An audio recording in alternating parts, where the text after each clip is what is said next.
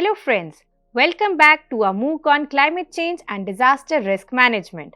In our last session, we explored how communities play a vital role in preparing for disasters through clear risk communication, local education, and stakeholder participation. Today, we take the next step from community action to technology in action. In this unit, we learn about early warning systems, the tools and processes that help us detect danger before it strikes. We'll understand how cyclone alerts, flood sensors, and mobile alerts work together to save lives, reduce losses, and build confidence in communities. And as always, we'll see how India, with its diverse geography and growing resilience, is using these systems to prepare for the future. Let's start with one of the biggest success stories in disaster management, India's cyclone alert system. Cyclones can be terrifying. Strong winds, heavy rain, and storm surges that can flood entire towns. But what if people know in advance that a cyclone is coming, when it will hit, how strong it will be, and where to take shelter? That's what cyclone alerts do.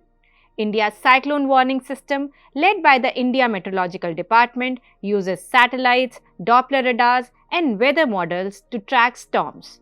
These alerts are then shared through radio, TV, SMS, mobile apps, and loudspeakers, reaching even the remote villages. For example, during Cyclone Dana in 2024, the IMD provided a 48-hour early warning. Thanks to this, over 8 lakh people were safely evacuated from Odisha's coastal areas. Cyclone alerts work on a simple principle: give people enough time to act. Typically, alerts are issued 24 to 72 hours before the cyclone makes its landfall. They share easy to understand messages like evacuate to the nearest shelter.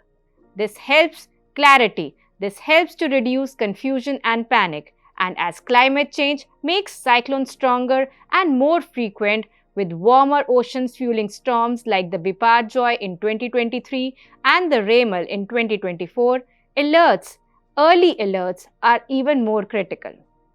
What's the result? Cyclone-related deaths in India have dropped by over 90% in the past 2 decades, a remarkable achievement showing how science and communication together can save lives. Now that we have seen how early warnings help during the cyclones, let's move to another equally destructive hazard, the floods. Floods are among India's most common disasters, affecting nearly 40 million hectares of land every year. To deal with them, scientists and engineers use flood sensors. These are small but powerful devices that constantly monitor the water levels in rivers, drains, and reservoirs. These sensors send real-time data to authorities as well as the communities. When water levels rise beyond the safe limits, an automatic alert goes out, giving people those precious hours to move to higher ground or to protect their homes. For example, in Chennai's 2024 floods, the IoT or Internet of Things-based sensors provided a 12-hour advanced warning, allowing timely evacuations and saving thousands of lives. Similarly, during Bihar's 2024 floods, these flood sensors helped the National Disaster Response Force or the NDRF safely evacuate 2 lakh people. Flood sensors are often linked with sirens, mobile apps, and community radio so that even those without smartphones can get the messages.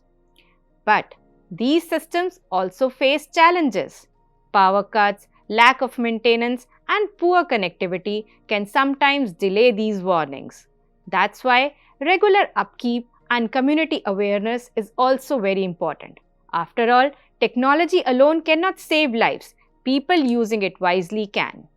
Flood sensors, therefore, show how science, technology, and community participation can come together to reduce risk and build resilience. Now, let's talk about the most familiar tool of all, your mobile phone. Mobile alerts have revolutionized early warning systems. They deliver instant messages about upcoming cyclones, floods, or heat waves straight to your phone as SMS, app notifications, or voice messages. India's Sachet system is a great example. It's a public warning platform that sends alerts directly to millions of users within minutes. During Cyclone Remal in 2024, Sachet reached thousands of people in West Bengal, helping guide safe and early evacuation.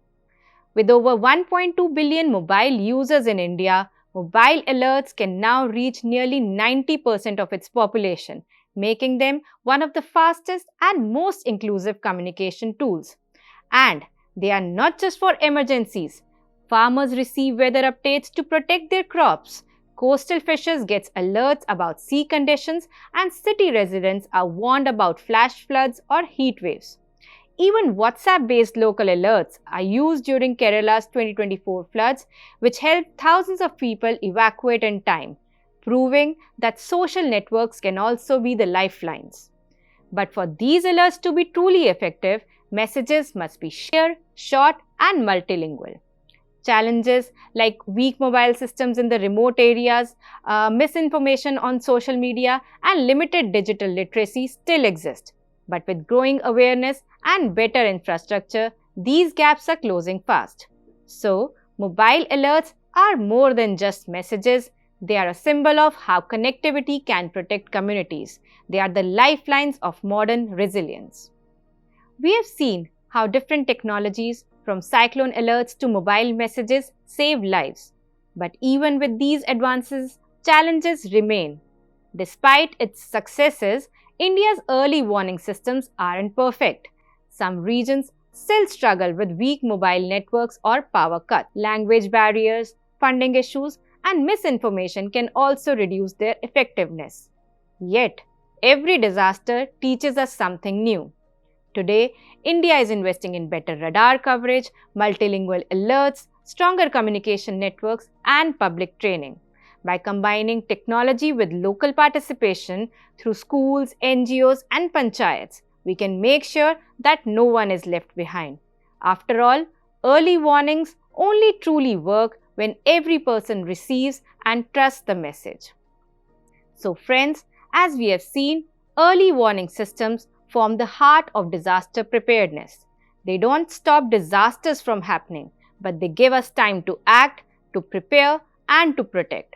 From cyclone alerts that forecast storms, to flood sensors that monitor rising water, to mobile alerts that reach people instantly, these systems save lives every single day.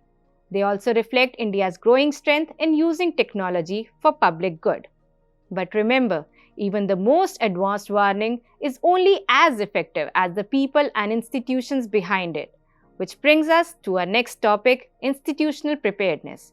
In the next unit, we'll explore how organizations like National Disaster Management Authority or the NDMA, the State Disaster Management Authority or the SDMAs, and the District Disaster Management Authorities or the DDMAs plan, train, and coordinate to ensure that early warnings turn into early action. We will see how drills, the standard operating procedures, and interagency collaboration make disaster management efficient as well as reliable.